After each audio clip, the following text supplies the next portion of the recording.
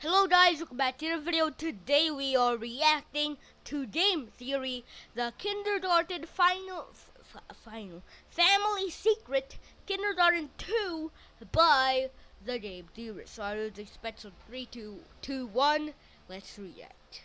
Sharpen up your pencils without breaking the tip off in the machine, cause today school is back in session. We're talking kindergarten. And the question on everyone's mind, what is the deal with Nugget? What are you doing here? Nugget thought he took care of all the people at the end of his last game. Nugget does not want another Nugget theory. Nugget has some delicious golden rounds in the microwave right now.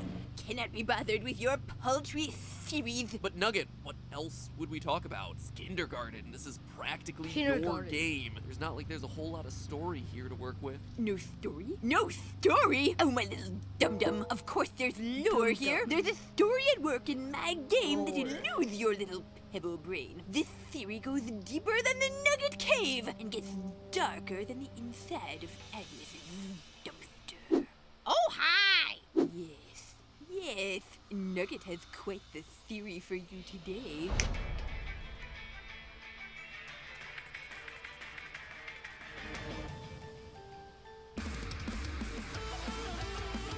Why is the volume of this so low? I don't know, it's not even that low, but it's so low. Hello, Internet!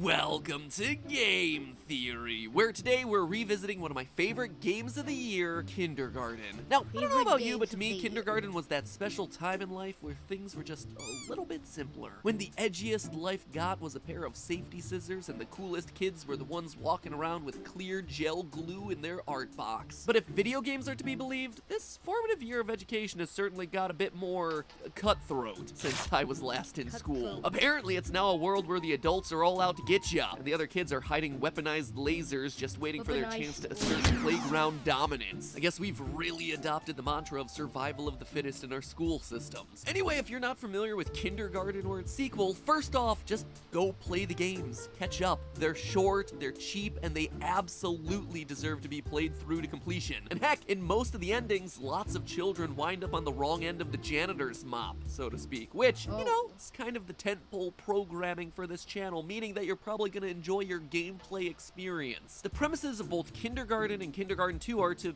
basically survive the day while helping your fellow classmates and teachers with totally brand-safe plots that they all have in place, which include finding more mystery pills, growing their black market empire, or brutally finishing off their twin brother in a bid to claim sole ownership over their dad's billion-dollar corporation. You know, typical activities for a normal 5-year-old. Kindergarten 2 features the familiar faces who managed to survive the first game. Bugs the bully, Jerome the ex-principal's son, mean girl Cindy, The best one, Nugget. sure, smart salesman Monty, plot device Lily. Ooh, Nugget likes the pretty Lily. If you say so, since I'm not in an age bracket to judge the looks of preschoolers, as well as adults like the drug-addled Miss Applegate and murder-prone janitor. But the sequel also introduces some new faces into the mix, like the principal who experiments on kids, her daughter bot, Professor Giant Forehead, and Bob, Professor Giant just Forehead. really nice janitor. Yeah, he's just really sweet, so, you know, he's not gonna last too long in this world. As the game unfolds, we piece together information that helps to build backstories for many of the characters that are a lot deeper than you'd expect for an 8-bit game that only takes a few hours to play. For instance, we know that Cindy's background is littered with domestic issues,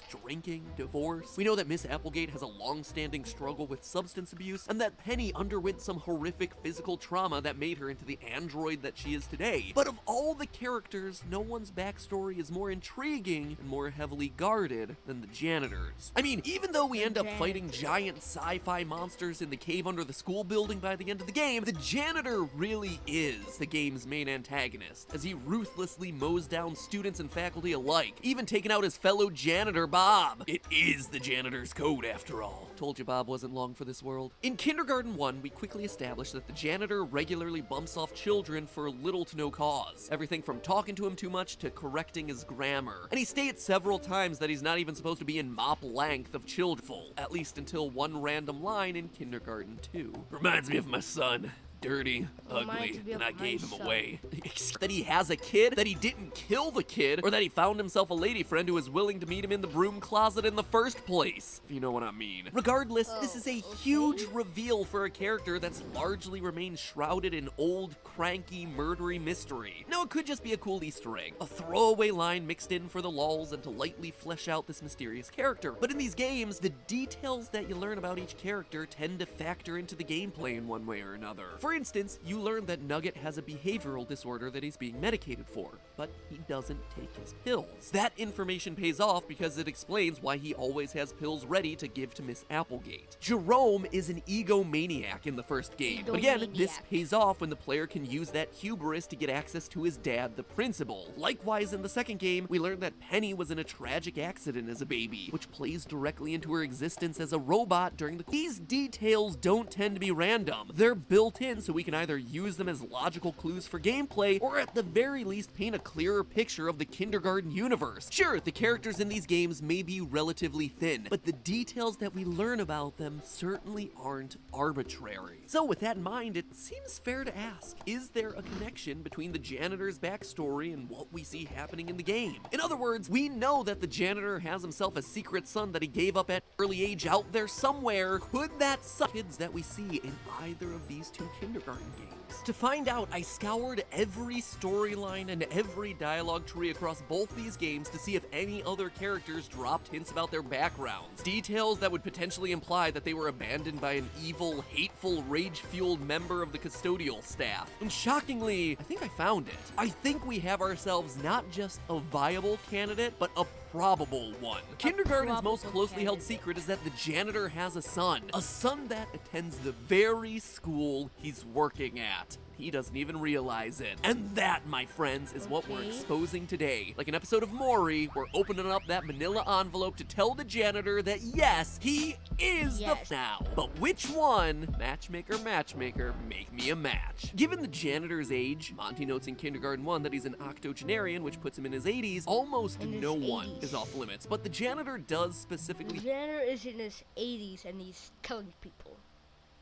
Say that he abandoned a son, so that immediately eliminates all the female characters across both games. We won't include the hall monitors as an option here because we never really learn all that much about them, other than one like smoking, cats, and smoky cats. Same goes for all the generic kids that are being used in experiments underneath the school. They're just not important enough for us to care, so stay in your test tubes like good little kids. So with that, our list of potential secret sons looks like this: Billy, Bugs, the twins Felix and Ted, Jerome, Monty, and Ozzy. Equipped with our father and a list of potential sons, it's time to play reverse Mamma Mia and match the kid to the parent. Now, we can take some of these out of contention pretty quickly. Billy is known to be a twin with his sister Lily, and the janitor never mentions also abandoning a girl, so we're gonna take him off the list. Same goes with Felix and Ted. The janitor says he abandoned a son and not sons. We also know that Jerome's father was the principal from Kindergarten 1, so that knocks him out of contention, and already we're down to half of our original list of contestants on Who's Your Daddy?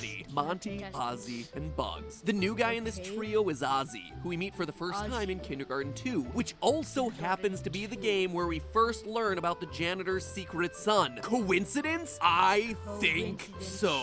Ozzy's whole MO is that he doesn't trust the kids, which, gotta be honest, is probably a good decision considering that they help forward plots that get him bumped off in multiple different playthroughs. The only other things that we learn about Ozzy is that he's got himself some OCD, a bad case of asthma, and that his mom runs a successful company. The janitor never mentions anything about any of these things. In fact, the two characters never interact at all, which would make it a pretty difficult theory to float. Not even I can stretch that far this time. Moving on to Monty.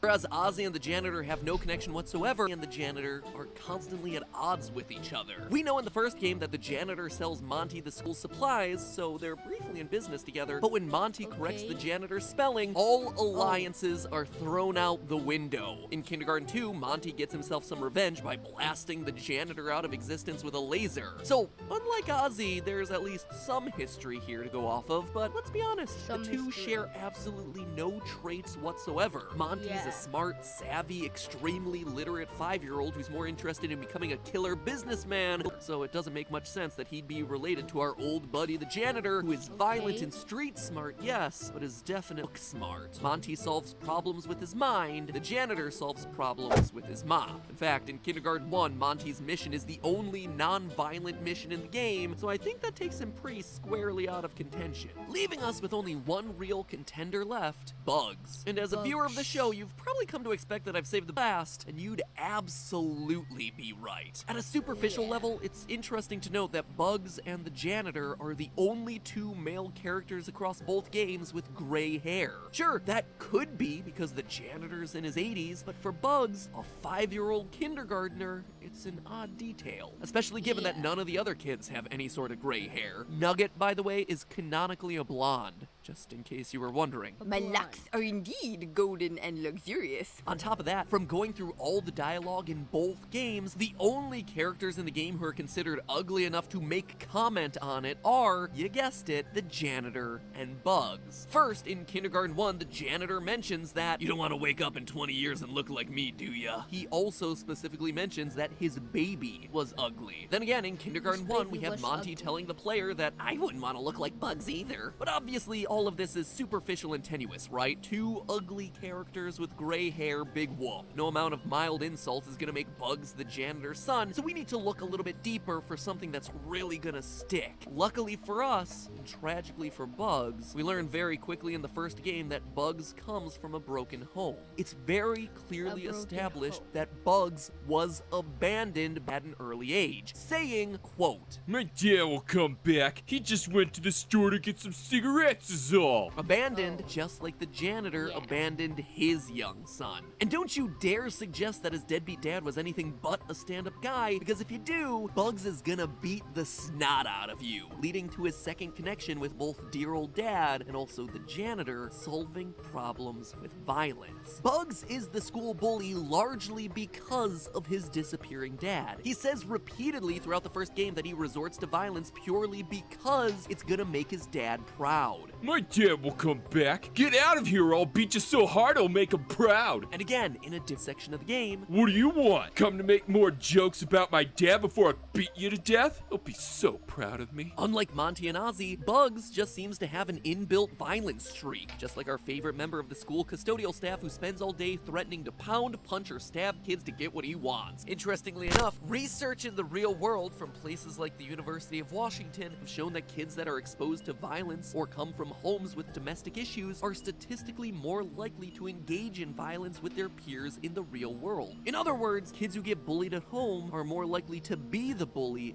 Now, I'm certainly not implying that all kids who witness violence go on to become bullies in the real world, but for our purposes, Bugs, as the classroom bully, is statistically more likely to have had a violent parent. A parent who solves problems just like our good buddy the janitor over here. But not only is Bugs violent, he also has a long-standing history of covering his tracks in much the same way that the janitor hides his crimes. In both Kindergarten 1 and 2, we see the janitor burying bodies himself, or we help aid and abet him in doing so. And wouldn't you know it, in Kindergarten 1, we do the same thing with Bugs, where we're enlisted to try and convince Nugget to hide a bloody knife for us on Bugs' behalf in the Nugget Cave. While the player's talking to Bugs about the cover-up, he says, "You want this thing hidden where no one will ever find it? Trust me, I know from experience." confirming that this isn't Bugs' first time at the murder weapon hiding rodeo, and it's a line that could have just as easily come out of the janitor's mouth. But if good looks and sharing a love for committing murderous violence and subsequently covering it up isn't enough to prove that these two are cut from the same branch of the family tree, Sonny and Pop here also share a few other specific habits that clinch their relationship. In Kindergarten 1, the player needs to trade with the janitor for a powerful laser gun, and depending on your inventory, you can actually offer a few different things in this trade. The first one is pills, but the janitor isn't interested in those. They're also Also not particularly relevant to us since Bugs never mentions a propensity for pills. The next option is cigarettes, which the janitor says that he'll take in a pinch, but adds, "Some ciggies?